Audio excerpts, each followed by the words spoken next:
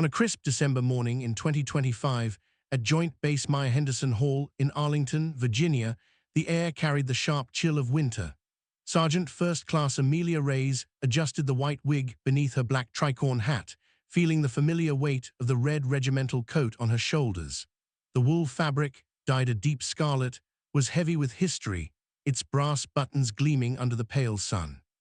She tugged at the waistcoat, ensuring it sat straight over her colonial coveralls, and glanced down at her polished black shoes, ready for the precise steps of the troop march. Amelia was a fifer in the U.S. Army Old Guard Fife and Drum Corps, the only unit of its kind in the armed forces. Founded on February 23, 1960, as part of the 3rd U.S. Infantry Regiment, the Old Guard, the Corps preserved the sounds and sights of the Continental Army musicians who served under General George Washington. In an era of drones and digital warfare, they were a living bridge to the past, their music echoing the piercing calls that once rallied troops on muddy battlefields. She glanced at her fellow musicians, 68 others, men and women, all volunteers from the Army's ranks, selected for their musical talent and unyielding discipline. They hailed from diverse backgrounds, some from small towns in the Midwest, others from bustling cities like New York or Los Angeles. But here, they were united in purpose. Today, they carried 10 whole fifes crafted by Quapaman Fife and Drum, handmade rope tension drums from Loyal Drums, and 2-valve bugles that could cut through the din of a crowd like a knife through fog. These instruments weren't modern replicas. They were built to authentically replicate the tools of 18th-century soldiers, with ash wood shells and calfskin heads that required constant tuning in the cold. As they formed up in the base's parade ground, preparing for a holiday performance at the White House, Amelia reflected on the Corps mission. They weren't just musicians, they were living historians, guardians of a legacy that stretched back to the birth of the nation. With over 500 performances a year, at military parades, state arrival ceremonies for foreign dignitaries, presidential inaugurations, major sporting events, and even international tour, they brought the American Revolution to life for audiences who might otherwise forget the sacrifices of the past.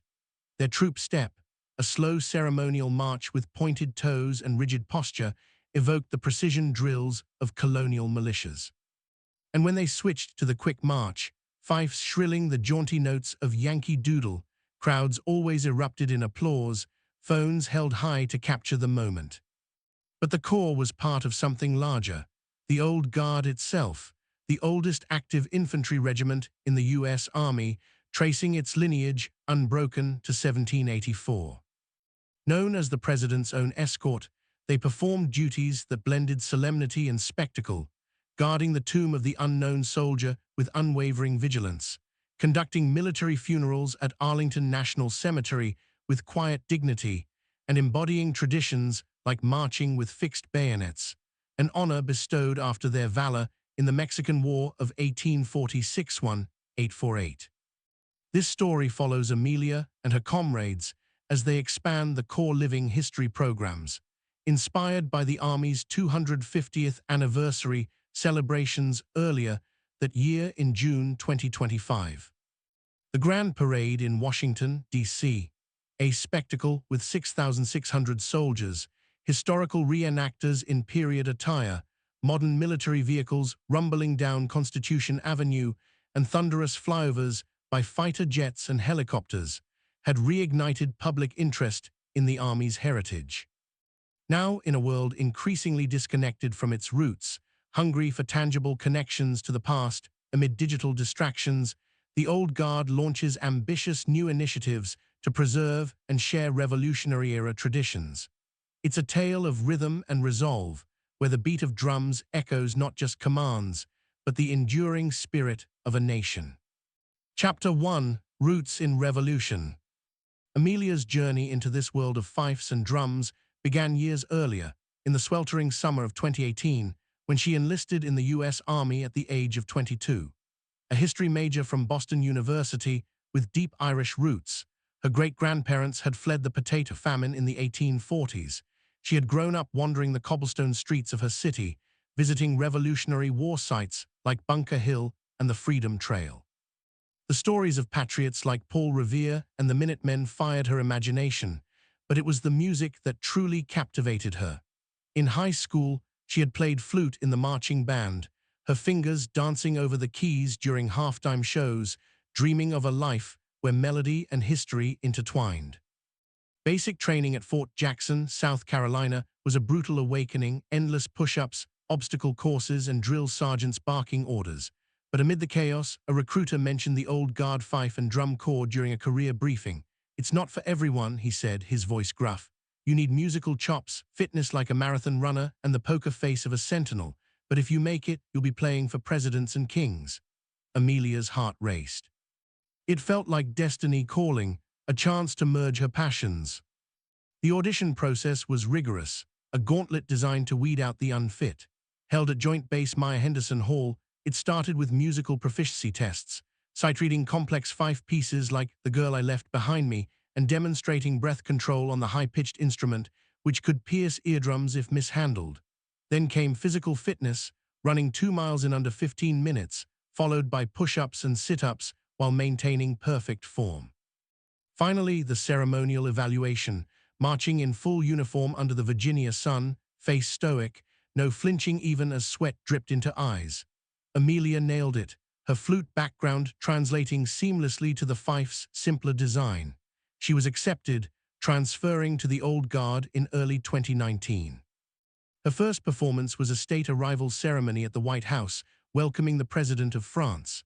The South Lawn buzzed with diplomats, Secret Service agents scanning the crowd, and media cameras flashing. Amelia stood in formation, her red coat pristine, tricorn hat shading her eyes. As the honor guard presented arms, the corps launched into Yankee Doodle, the fife's shrill notes cutting through the air like a rallying cry. She felt the echo of 1775, the same tune that mocked British troops before turning into a symbol of American defiance. Goosebumps rose on her arms despite the heat. "This is real," she thought. "I'm part of something eternal." The corps history was as rich as its repertoire. Established in 1960 by the U.S. Army Military District of Washington to revive a tradition dormant since the mid-19th century, when modern bands replaced fifes and drums. It harkened back to the Continental Army. In the Revolutionary War, fifes and drums were essential communication tools, no radios or walkie-talkies then. A fife's high pitch, reaching up to 100 decibels, could carry commands across smoke-filled battlefields. Advance, with a rising trill; retreat, with a descending wail. Drums provided the rhythm for long marches, keeping weary soldiers in step over rugged terrain. Today, they used authentic replicas. Amelia's fife was from Coopperman Fife and Drum, a Vermont-based artisan shop founded in the 1950s by Patrick Coopperman, whose handmade instruments were prized for their rosewood bodies and precise intonation. The drums, tensioned with ropes rather than modern rods for that distinctive, resonant thump, came from Loyal Drums, which had transitioned from Coopperman's legacy to supply elite units like the Corps. Bugles, with their 2 valves for added range, rounded out the ensemble, used for fanfares that announced arrivals or signaled reveille. Amelia's mentor, Master Sergeant Travis Alfred, a towering figure with a salt and pepper beard and a voice like rolling thunder, was a drum major who had served for 20 years. Inspired by real drum majors in the Corps history, Travis taught her not just technique, but philosophy. "It's not just marching," he said during a late-night practice session in the base's rehearsal hall, the air thick with the scent of polished wood and leather. "It's honoring those who fought with nothing but grit and gunpowder. Every step, every note, it's a salute to the ghosts of Valley Forge."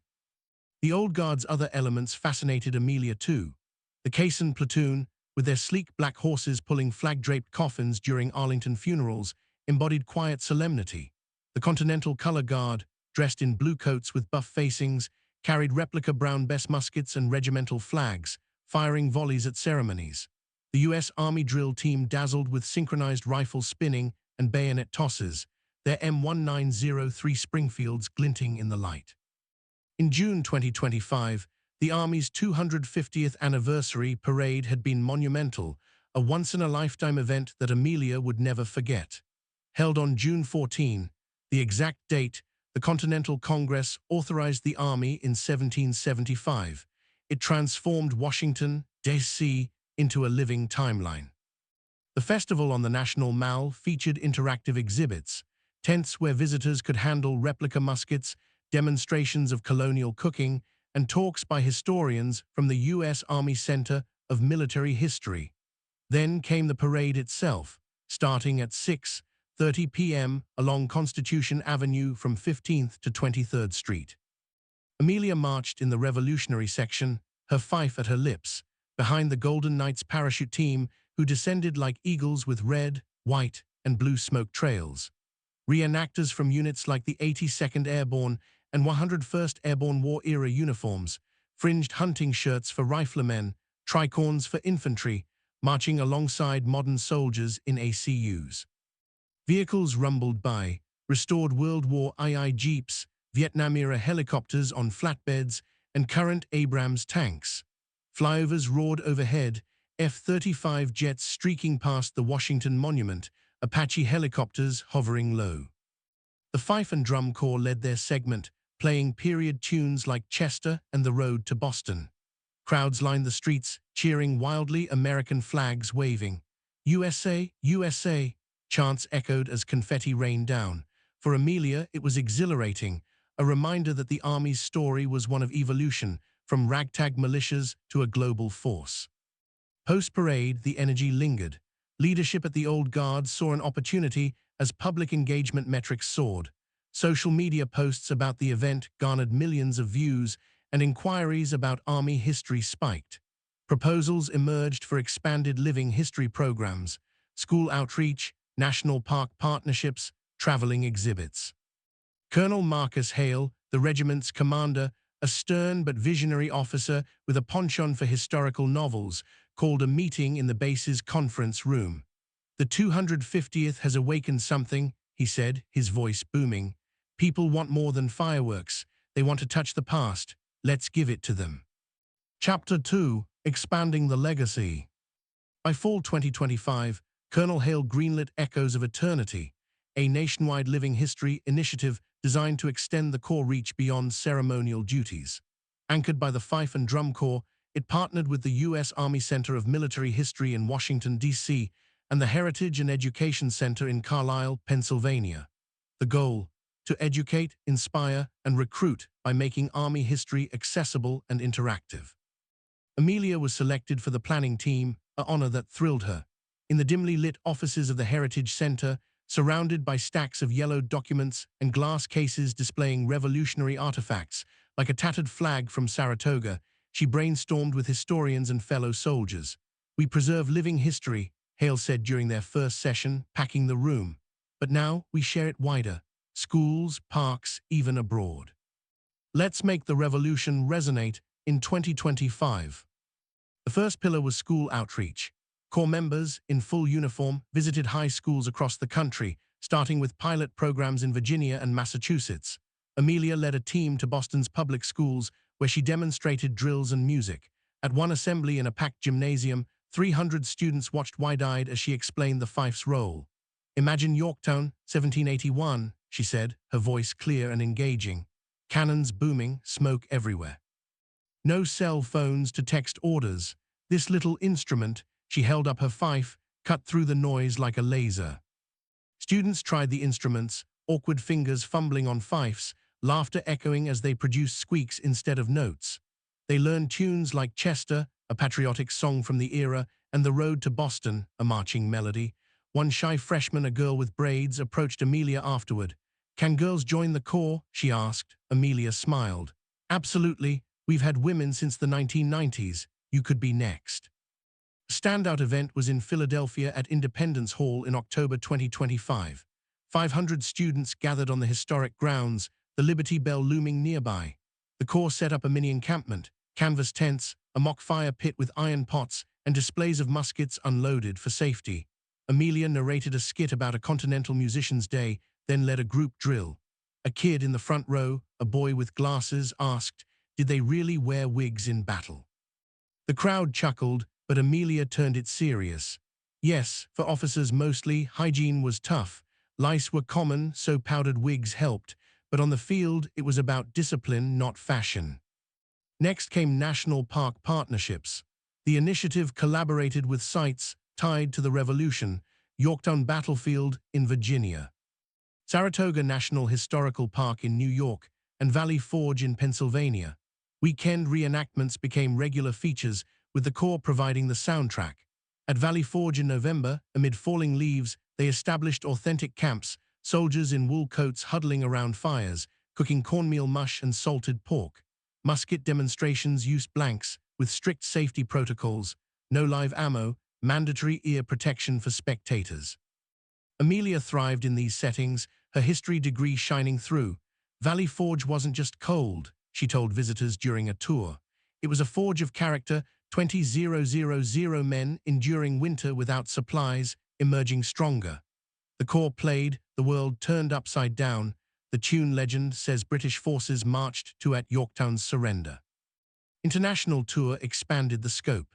The Corps had long performed abroad, but echoes amplified it. In Canada, they joined commemorations of the War of 1812 Allies. In France, key supporters during the Revolution, they performed at Versailles, fifes blending with local orchestras. A poignant stop was Normandy in early December, blending revolutionary remembrance with WWII tributes. At Omaha Beach, under gray skis, they played Yankee Doodle followed by taps, honoring alliances across centuries. Challenges inevitably arose. Maintaining authenticity clashed with modern realities. Wigs itched in humid weather, rope drums slackened in rain, requiring constant retuning with leather ears. Recruitment was tough, finding soldiers with both musical skill and the ceremonial bearing needed for stoic performances. Amelia took on recruiting duties, scouting at army bases. She discovered Private Liam O'Connor, a 20-year-old drummer from Texas with an Irish fiddle background from his family's Celtic band. During his audition, he pounded out a flawless rudiment on a practice drum. "This is cooler than I imagined," he said after his first troop step practice, wiping sweat from his brow. "Feels like stepping into a time machine." Women in the Corps added vital diversity. Integrated since the 1990s, they now comprised nearly a third of the unit. Amelia led a female fife section, their high notes soaring in harmony. At events, young girls approached her, eyes sparkling. "You look like a superhero," one said in Philadelphia. Amelia knelt down. "Superheroes come in all forms. What's your superpower?" As winter approached, the programs gained momentum, viral videos of school visits amassing views on social media. But with growth came trials, testing the Corps resilience. Chapter 3: Trials and Triumphs. Winter 2025 brought a major test, a living history weekend at Arlington National Cemetery for the holidays. The Corps set up a revolutionary camp near Section 60, where recent veterans rested. Tents dotted the snowy landscape, lanterns flickering against the dusk. Visitors, families, tourists, even dignitaries wandered through, sipping hot cider as members demonstrated daily life. Marching drills in the cold, music lessons on fifes, and stories of Washington's musicians at Trenton or Brandywine. A sudden snowstorm hit on December 20, blanketing the area in 6 inches of white. Winds howled, temperatures plunging to 20 degrees Fahrenheit, but the show went on. Amelia, her fingers numb on the fife, led a performance of Joy to the World, adapted to colonial style. The red coat stood vivid against the snow, drums thumping like heartbeats. "This is what they endured," Travis whispered to her between sets. No cancelling for weather in 1777. Personal stories deepened the experience. During downtime, Amelia researched her ancestry at the Army Heritage and Education Center in Carlisle. Digging through digitized archives, letters yellowed by time, muster rolls from the Continental Army, she discovered a distant ancestor, Corporal Sean Reyes, anglicized from an Irish surname, who fought at the Battle of Trenton in 1776. His journal described fife signals during Washington's daring Delaware crossing. The shrill call pierced the storm, urging us onward through ice and fear. Amelia felt a chill unrelated to the weather. "He's why I'm here," she confided to Liam over coffee. Blood echoes. The conflicts loomed. Budget cuts from higher up threatened the expansions, Congress debating military spending amid economic pressures. Echoes of Eternity risked scaling back, with travel funds slashed. Public support helped counter it. Viral videos of the Arlington event, shared by influencers, garnered petitions with thousands of signatures.